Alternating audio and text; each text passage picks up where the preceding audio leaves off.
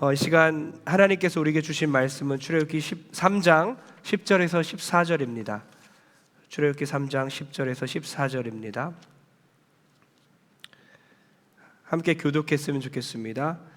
출애굽기 3장 10절에서 14절까지 말씀입니다. 제가 먼저 읽겠습니다. 이제 내가 너를 바로에게 보내어 너에게 내 백성 이스라엘 자손을 애굽에서 인도하여 내게 하리라. 모세가 하나님께 아뢰되 내가 누구이기에 바로에게 가며 이스라엘 자손을 애굽에서 인도하여 내리까? 하나님이 이르시되 내가 반드시 너와 함께 있으리라. 내가 그 백성을 애굽에서 인도하여 낸 후에 너희가 이 산에서 하나님을 섬기리니 이것이 내가 너를 보낸 증거니라. 모세가 하나님께 아뢰되 내가 이스라엘 자손에게 가서 이르기를 너희의 조상의 하나님이 나를 너희에게 보내셨다 하면 그들이 내게 묻기를 그의 이름이 무엇이냐 하리니 내가 무엇이라고 그들에게 말하리이까? 다 같이 하나님이 모세에게 이르시되 나는 스스로 있는 자이니라. 또 이르시되 너는 이스라엘 자손에게 이같이 이르기를 스스로 있는 자가 나를 너희에게 보내셨다 하라. 아멘. 할렐루야.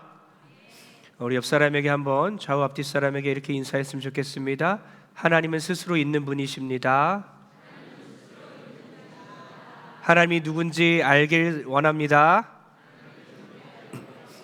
나의 정체성을 깨닫는 시간 되길 바랍니다. 사랑하고 축복합니다. 네, 할렐루야. 제가 오늘 목소리를 이 정도 좀 목이 아파서 이 정도 작게 소리 낼 거라서 음량 조절해 주시고요. 모니터도 좀 더 저한테 좀 잘 들렸으면 좋겠습니다. 인생을 살면서 정체성보다 중요한 건 없습니다. 정체성을 아는 것보다 중요한 건 없습니다. 이런 좀 우스갯소리인데 유머인데요. 웃어 주시기 바랍니다. 꼬마 감자가 엄마 감자에게 이렇게 물었다고 해요. 엄마, 나 감자 맞아? 엄마 감자가 대답했습니다. 당근이지. 예, 일부러 너무 크게 웃으면 안 돼요. 예, 너무 짜고 치는 것 같은데. 그 길로 이제 꼬마 감자가 가출을 했어요. 근데 가출을 하고 이제 가출을 마치고 돌아왔습니다. 그래서 꼬마 감자가 이제는 할머니한테 물어봤어요. 할머니, 나 감자 맞지?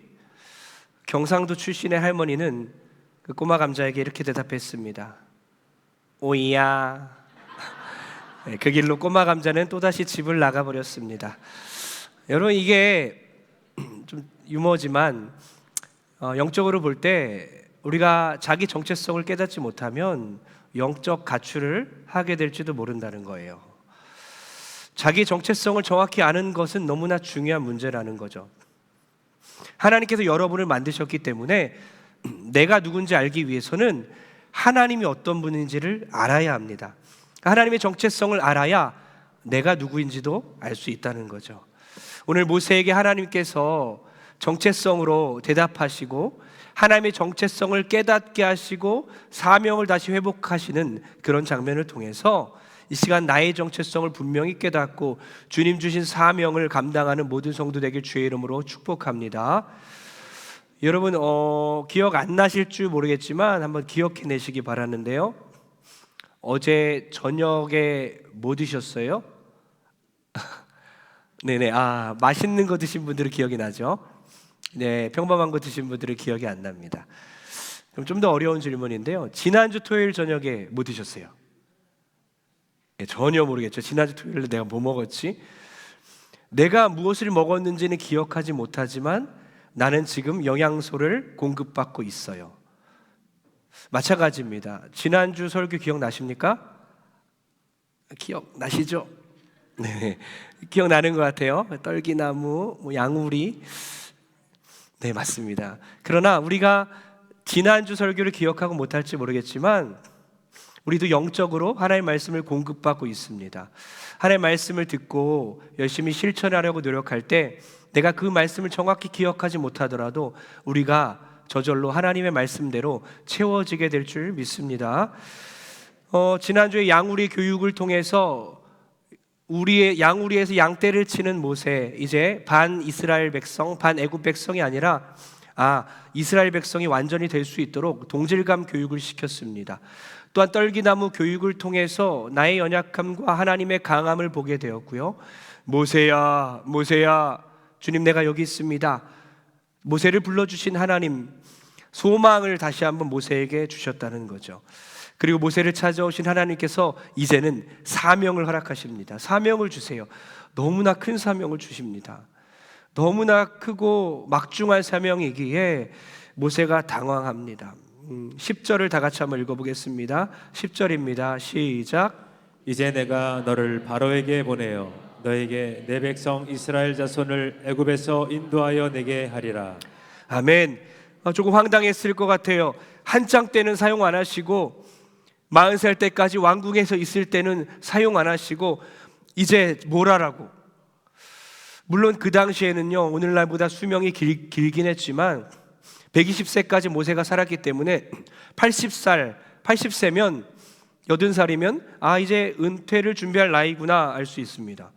민수기 4장에 보면요, 인구 조사를 하는데 레위인들 중에 50세 이상이 이름이 빠져 있습니다. 레위인들은 50세가 정년인 거죠. 왜냐하면 무거운 그 회막을 들고 다녀야 되기 때문에, 또 눈이 좋아야 피부병이 있는 사람을 관찰할 수 있기 때문에 정년이 좀 빨랐습니다. 50세면 이제 은퇴를 할 나이였던 거예요. 50세부터는 그 일을 쉬어 봉사하지 아니할 것이나 이러면서 하나님께서는 은퇴 후에도 회막에서 돕는 직무를 감당하게는 하셨습니다. 어쨌든 레위인들에게 은퇴 나이는 50이었습니다. 예수님과 세례 요한도 30대 초반에 사역을 마쳤지요. 그러니까 120세까지 살았던 모세, 80세에 이제 사명 받았는데 그는 늦은 나이가 맞습니다. 이제 뭐해 이런 나이예요. 어제 교역자 회의를 이제 밖으로 나갔는데요, 한 달에 한 번씩 저희는 밖으로 나가서 커피도 마시고 또 일상적인 얘기도 하는 시간을 가져요. 맨날 항상 일적으로만 얘기하면 안 좋기 때문에 이렇게 밖에 나가서 회의도 하고 밥도 같이 먹는데요, 교역자 회의를 이제 밖에서 커피숍에서 하는데 그 전에 사명에 대한 질문들을 하고 어떻게 사명을 받았는지, 어떻게 하나님을 만났는지 이런 얘기를 나눴습니다.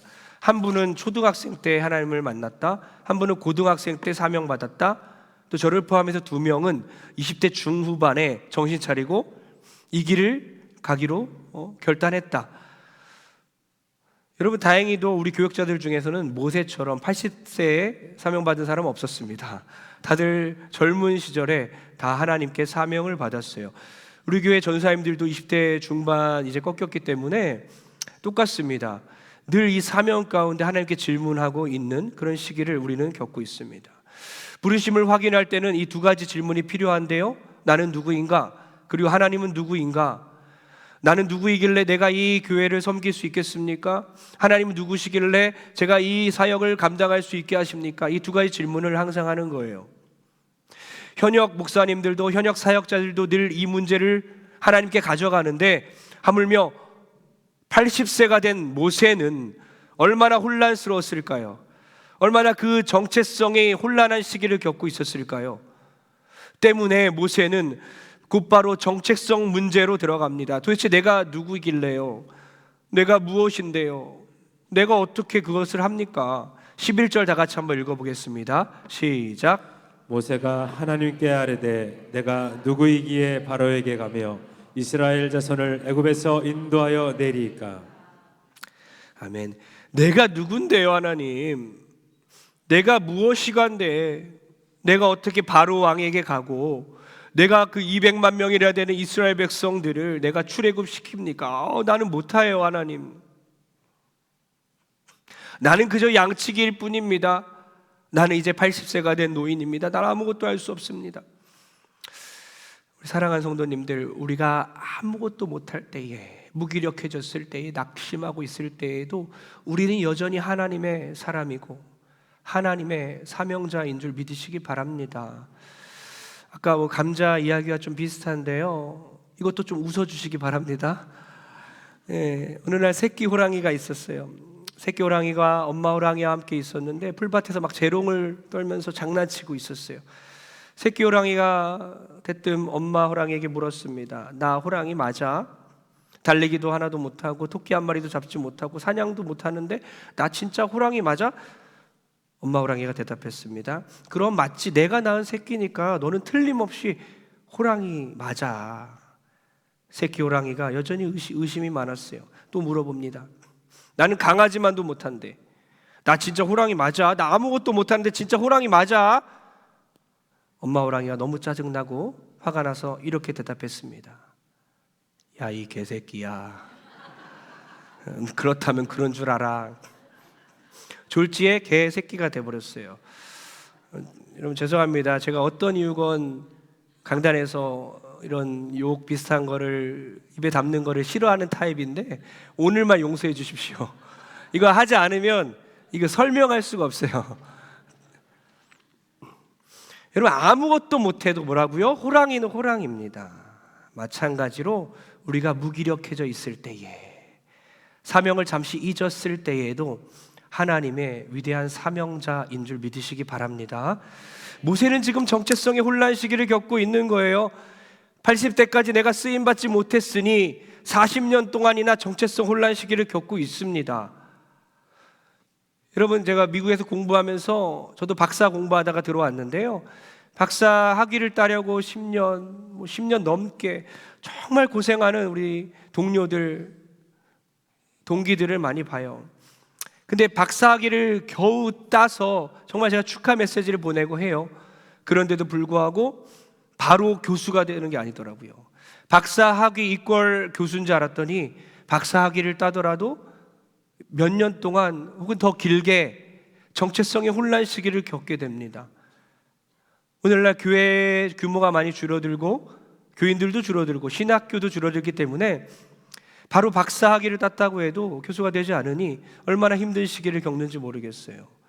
목회자도 마찬가지예요. 교회에서 부목사, 담임목사가 되지 않을 때에, 섬기는 교회가 없을 때에 그동안 몇 년 동안 정말 힘든 시기를 보냅니다. 나는 누구지? 나는 뭐 해야 되지? 하나님 나를 부르셨습니까? 여러분 젊은 사람들도 마찬가지인데요. 여러분 이 단어를 잘 모르면 좀 젊은 세대와 공감하기 힘들 수도 있어요. 아셔야 되는데요. 이태백이 무엇의 줄임말인지 아세요? 이태백? 아시는 분 몇 명 계시죠? 이태백이 놀던 달아 이런 거 하면 안 됩니다. 달 타령하지 마시고 이태백 뭐죠? 20대 태반이 백수다. 예, 맞아요. 정말로 20대 태반이 백수, 이태백. 그런 시대를 살아가는 오늘날 젊은이들, 청년들, 또 크리스찬들도 나는 뭐지? 나는 어떻게 살아야 되지? 나는 왜 하나님 날 부르셨습니까? 하나님 내가 왜 이 땅에 태어났습니까? 이런 정체성 혼란 시기를 겪고 있어요. 나는 백조니까. 이런 사람 말로는 그렇게 할 수 있겠지만 속으로 내면의 갈등들이 있다라는 것입니다. 여러분 모세가 학위가 몇 개입니까? 애굽의 학문을 다 익혔고 언변도 끝내주고 최고의 엘리트 코스를 밟고 그런 모세가 자기 힘으로 뭔가 하려고 했는데 벽에 부딪히기 시작했고 그가 살인을 저지르고 이제 도망자 신세로 80세 될 때까지 40년 동안 정체성 혼란 시기를 겪으며 지팡이를 잡고 그렇게 양떼를 치고 있는데, 여러분 1, 2년도 우리가 그럴 때 우리 자녀들이나 학생들, 여러분도 경제적으로 힘들 때에 또 사업이 무언가 막혔을 때에 정체성 혼란 시기를 겪고 하나님 나를 왜 부르셨습니까? 이 질문을 하는데 40년 동안 그 세월을 지냈으니 얼마나 그가 힘들었겠습니까? 그의 인생은 이대로 그냥 양치다가 주님 곁에 가야죠, 이렇게 말하며 낙심하고 있었을 겁니다. 그가 자기의 정체성을 주님께 물어보고 이제 하나님의 정체성도 물어봅니다. 이 두 가지가 너무 중요한데요. 나의 정체성과 하나님의 정체성을 아는 건 중요한데요. 모세는 이번에는 하나님의 정체성을 물어보죠. 13절 다 같이 한번 읽겠습니다. 13절입니다. 13절 다 같이 읽겠습니다. 시작. 모세가 하나님께 아뢰되 내가 이스라엘 자손에게 가서 이르기를 너희의 조상의 하나님이 나를 너희에게 보내셨다 하면 그들이 내게 묻기를 그의 이름이 무엇이냐 하리니 내가 무엇이라고 그들에게 말하리이까? 내가 이스라엘 백성들을 이제 이끌고 나와야 되는데 누가 보냈냐 했을 때 하나님의 이름, 하나님의 정체성을 뭐라고 말해야 합니까? 이 질문입니다. 여러분, 정체성 얘기를 제가 계속하고 있는데요, 정체성은 그냥 정체라고 이해해도 좀 이해가 갑니다. 네 정체가 뭐야? 넌 누구야?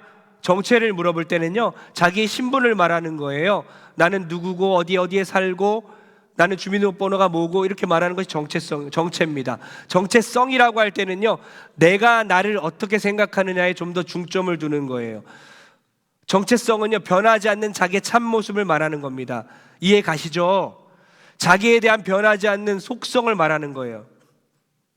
예수님의 정체성 하면 기억나는 게 뭐 있죠? 우리 요한복음 작년에 계속 제가 반복적으로 요한복음의 특징입니다 하면서 예수님은 7가지 정체성을 말씀하셨습니다 하면서 헬라어를 가르쳐 드렸죠. 뭐죠?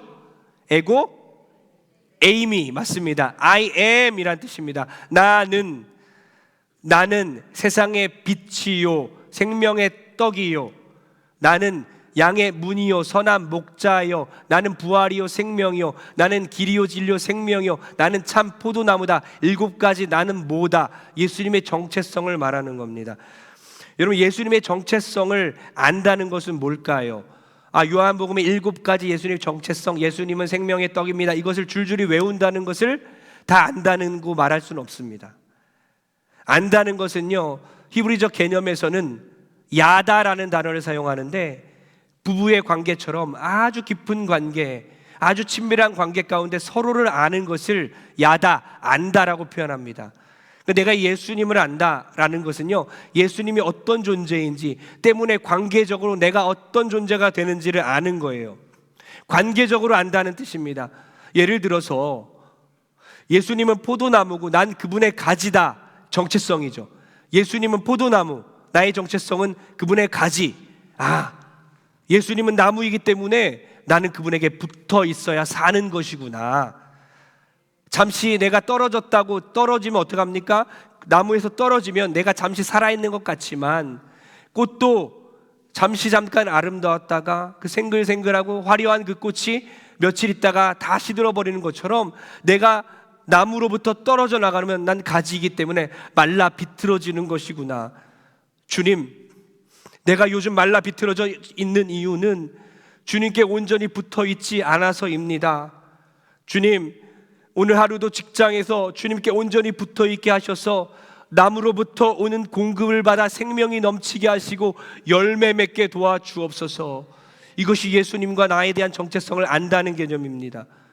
예수님, 제가 참 무기력해 보이고 남들보다 못나 보이고 사회적으로 뒤처지고 있고 경제적으로도 바닥을 치고요, 점점 육체는 나약해져서 열등해 보입니다.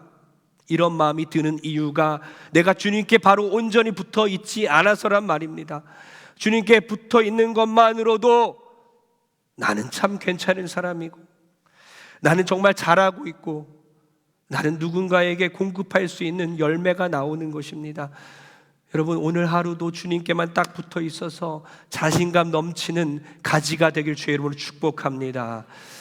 여러분, 무슨 말씀인지 이해가 가시죠? 정체성은 관계라는 거예요. 하나님과 나와의 관계 속에서 하나님이 어떤 분인지 알면 또 나에 대한 정체성이 이해가 되는 겁니다.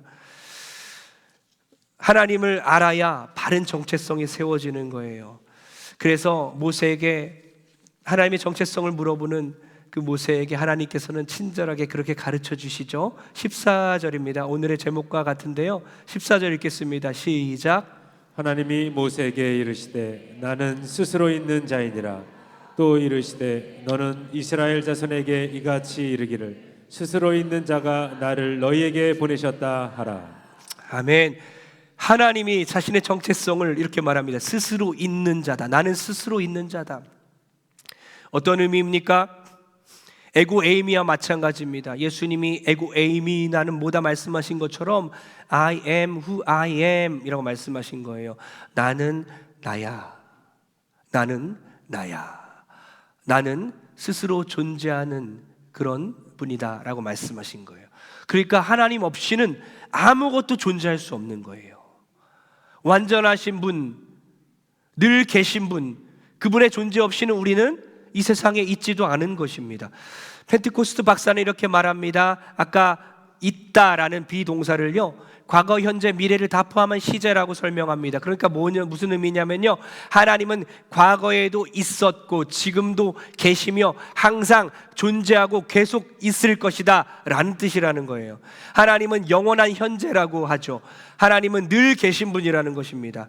여러분, 이것보다 확실한 백이 어디 있겠습니까? 하나님 없이는 난 아무것도 할 수 없는, 아무것도 아닌 존재가 되는데, 하나님만이 영원히 존재하시는 분, 스스로 계신 그분께서 모세를 보내시면서 내가 너를 보낸다, 난 스스로 있는 자다 라고 말씀하시니 이것보다 큰 백이 어디 있겠습니까? 이것보다 든든한 백이 어디 있겠습니까? 여러분, 하나님께서는 우리를 하나님의 형상으로 만드셨고, 예수님께는 십자가에 못 박혀 돌아가셔서 우리는 예수님의 피값으로 사는 존재임을 믿으시기 바랍니다. 제가 2부 때도 제가 돈을 가져왔는데요, 어제 좀 고민했습니다. 얼마를 가져와야 될까? 신사임당이어야 할까? 세종대왕이어야 할까? 좋은 예화를 위해서는 이 정도는 쓰겠습니다. 여러분, 돈이 있습니다. 지난번에 한번 또 제가 이 예화를 드렸는데요, 돈이 있어요. 신사임당입니다. 제가 막 구겼어요. 그 구기고 버렸습니다. 그리고 막 던져버렸습니다. 막 밟았습니다. 여러분, 이 돈이 버려졌고 구겨졌는데 여전히 얼마의 가치를 가집니까? 5만 원이죠. 혹시 가져가실 분 계십니까? 2부에는 누가 빨리 가져가셨어요. 돌려주시긴 했지만 안 돌려주셔도 됩니다. 임성학 사님, 네.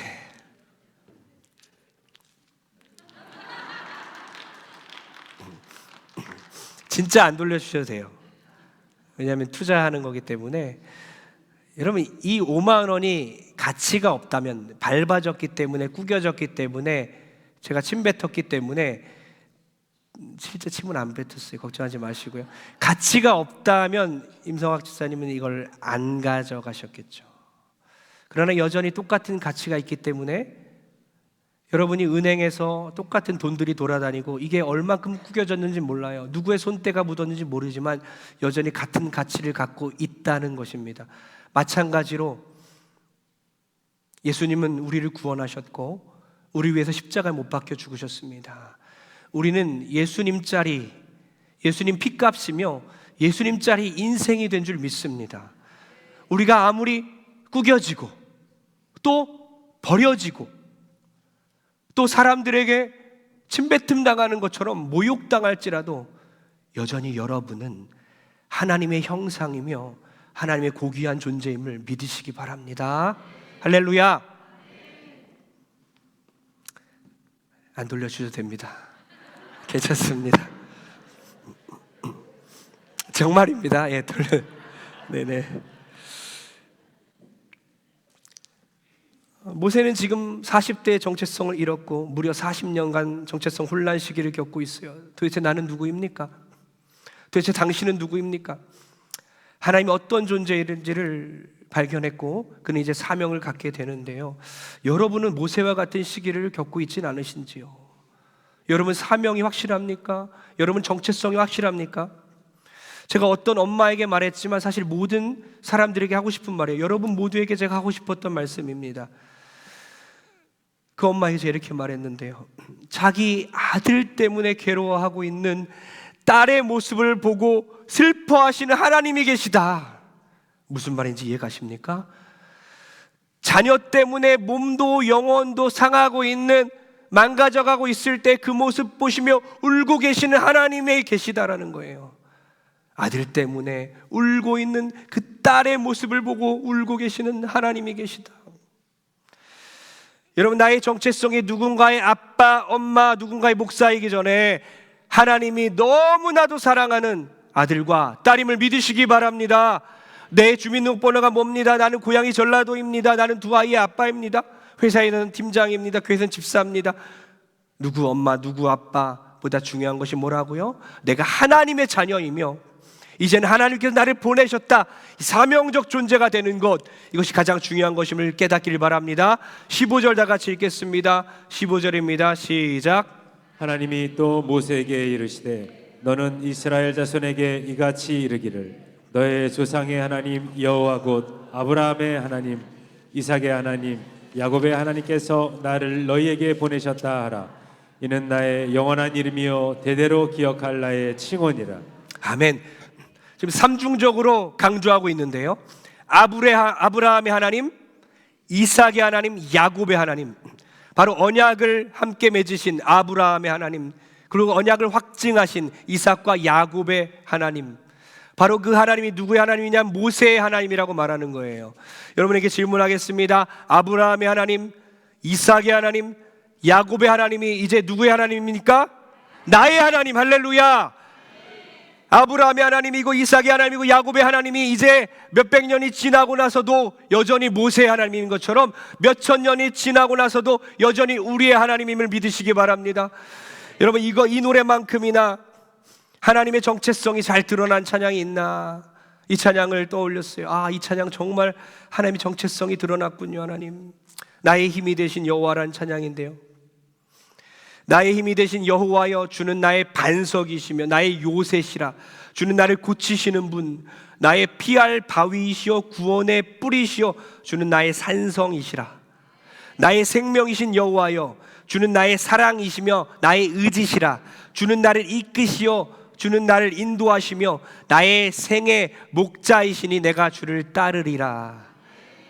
나의 하나님, 나의 하나님, 그는 나의 여호와, 나의 구세주. 할렐루야. 그 하나님이 나의 구세주가 됨을 믿으시기 바랍니다. 하나님이 나의 구세주시고 나의 피할 바위이시고 요새시고 산성이시니 내가 무엇을 두려워하겠습니까? 나는 약하지만 하나님은 강하시다는 거예요. 여러분, 이것도 제가 전에 한번 한 것 몇 년 전에 보십시오. 이 종이를 나와서 주먹으로 치면 어떻게 되겠습니까? 찢어지겠죠. 그렇죠? 어떤 아이가 나와서 치더라도 이건 찢어집니다. 누가 힘이 없는 어르신이 나와서 치더라도 이건 찢어져요. 근데 이것을 벽에다 붙인다면 어떻게 됩니까? 반대로 했네요. 벽에다 붙이면 어떻게 됩니까? 벽이라고 치면 콘크리트 벽에 붙어 있으면 주먹으로 치면 뭐가 아픕니까? 내 주먹이 아픈 거예요. 잘 찢어지지 않아요. 우리가 혼자 있을 때는요, 연약해지고 또 낙심되고 아무것도 아닌 존재일지 모르겠지만 내가 하나님 곁에 붙어 있을 때 나는 강하고 담대할 수 있는 줄 믿으시기 바랍니다. 내가 너에게 명령한 것 아니냐? 강하고 담대하라. 두려워하지 말며 놀라지 말라. 내가 어디로 가든지 내 하나님 여호와가 너와 함께하느니라. 여호수아에게 말씀하신 그 하나님이 지금 여러분에게 말씀하십니다. 강하고 담대하십시오. 하나님이 어떤 분인지 알면 이 세상 살아가는데 전혀 두려워할 필요가 없습니다. 여러분, 이 얘기를 하고 또 결론 내리려 합니다. 34살의 김강 대표가 있습니다. 킹스터즈의 대표인데요. 장애인들을 돕는 그런 단체로 이제 승승장구하고 있는 이런 기업을 이끌고 있는 34살인 청년 대표입니다. 그가 엄마 아빠가 다 장애를 앓고 있었어요. 엄마는 오른쪽 다리 소아마비, 또 아빠는 선천적인 언어 장애를 통해서 말을 아예 할 수가 없었습니다. 부모가 장애를 앓고 있지만 늘 비장애인과 똑같이 살려고 노력하는 부모님을 보면서 자기도 열등감을 느끼지 않고 살아갔어요. 그러나 늘 성공이 목표였습니다. 빨리 돈 벌어서 부모님을 위해서 그렇게 돈을 벌어야 돼. 아메리칸 드림을 꿈꾸면서 그렇게 미국으로 떠났어요. 거기에서 태권도장을 또 함께 태권도회장에서 일하면서 막 2단 옆차기하고 점프해서 날라서 막 그런 거를 시범을 보이고 있는데, 그날 점프했다가 떨어질 때 허리가 시멘트 바닥에 떨어지게 됐어요. 당신 너무나 창피했는데 그 다음부터 허리가 너무 아파서 곧바로 한국으로 추방되다시피 돌아올 수밖에 없었어요. 모든 걸 다 포기하고 이제 한국으로 돌아왔습니다. 돌아오는 비행기 안에서도요, 너무 허리가 아프고 힘들어서 이제 화장실 앞에 좀 누울 수 있는 공간이 있잖아요. 거기에 누웠어요. 그리고 담요들 한 15개 정도 뒤에다 놓고 그렇게 한국으로 돌아왔어요. 병원 신세를 지고 있었습니다. 그러면서 원망하는 마음이 일기 시작했어요. 하나님, 내가 믿고 있었던 두 가지는요, 건강과 절실한 뿐이었는데, 내가 갖고 있었던 것은 건강과 절실함밖에 없었는데 건강을 잃게 되다니요. 불만에 가득했고 늘 화가 나 있었고 하나님께 원망하기 시작했습니다. 이 땅에 내가 왜 태어났습니까? 나의 정체성조차도 잃어버리고 그렇게 살아갈 때에 엎친 데 덮친 격으로, 원래 군대 면제였는데 병실에서 군대 가야 하는 통보도 받습니다. 부모가 장애를 안고 있었지만 법이 바뀌면서 군대도 가야 된다는 거예요. 원망하기 시작해서, 하나님 왜 이런 일이 일어납니까? 하나님, 내가 왜 태어났습니까? 하나님, 나는 어떤 존재입니까? 근데 하나님께서 알려주셨어요. 하나님께서 그를 만나 주셨습니다. 왜 네가 몸이 불편한 부모를 만나게 한지 아니? 네가 지금 몸이 불편하기 때문에 네가 왜 불편한 부모를 만났는지 깨닫게 하겠다 하면서 그걸 깨닫게 하셨어요. 평소에는 몰랐지만 부모가 말하지 않고 힘들었던 그런 마음의 아픔들을 자기도 불편해 보니까 부모의 마음들을 더 절실하게 깨닫기 시작했어요. 그러면서 보이기 시작했습니다. 그렇지, 미국에서도 내 주변에 하나님께서 항상 장애인들을 붙이셨던 것을, 항상 존재하고 있었던 것을 깨닫기 시작했어요. 그리고 하나님께서 이런 마음을 주시는 거예요. 네가 존재하는 이유는 부귀 영화를 누리게 함이 아니다. 돈과 명예를 얻기 위함이 아니다. 바로 너의 엄마와 아빠처럼 불편한 사람들을 섬기게 하기 위해서다. 하나님은 그런 말씀을 주셨어요. 사명을 다시 깨닫고 모세처럼 그렇게 깨닫고 퇴원을 했는데 구체적으로 뭘 해야 될지 모르는 거예요. 근데 어느 날 휠체어를 타고 장애인이 이렇게 실내로 들어가는데, 바퀴가 실내로 들어가면 실내 바닥이 더 더러워지니까 휠체어 바퀴를 막 닦고 있는 거예요. 정말 오랜 수고를 거쳐서 오랜 시간 동안 닦고 있는 거예요. 저걸 보면서 너무 화가 났대요.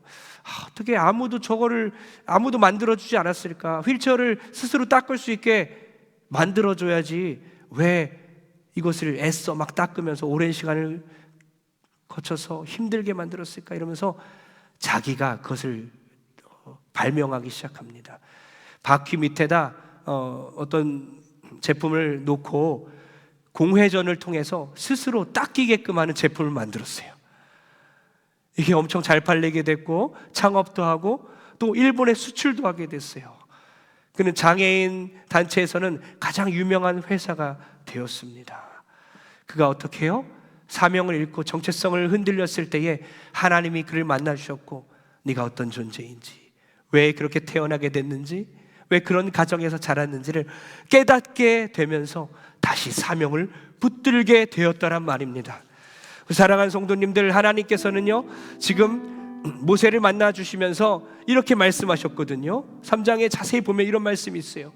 내가 애굽에 있는 백성들, 이스라엘 백성들의 고통을 보았고 그들의 부르짖음을 들었고 내가 그들의 근심을 알고 내가 그들을 애굽에서 건져내어 가나안 땅으로 내가 인도하겠다. 이 5가지를 선포합니다. 사랑하는 존귀한 거룩한 성도님들, 여러분들을 하나님께서 여러분의 고통을 보았고 여러분의 부르짖음을 듣고 계시며 여러분의 근심을 알고 계시고 여러분의 사단의 속박에서 벗어나게 하셔서 천국으로 향하게 하는 것을 믿으시기 바랍니다. 하나님은 그런 분이라는 거예요. 우리 하나님이 어떤 분임을, 그분의 정체성을 정확히 깨닫고 이제는 내가 어떤 존재임을 다시 한번 깨달아 나를 보시고 들으시고 아시고 그래서 나를 건져내어 하나님의 품으로, 하나님의 나라로 인도하시는 그 하나님의 계획 가운데 이제 나의 사명이 분명해지는 것입니다. 많은 사람들을 하나님께로 인도하겠습니다. 내 모든 삶의 현장 가운데 그들을 하나님께로 인도하는 그런 역할을, 그런 사명을 감당하겠습니다. 누군가를 하나님께로 인도하는 일 잘 준비해서 하나님 나라 임할 때까지 사명적 존재로 살아가는 저 여러분들에게 주의 이름으로 축복합니다. 할렐루야.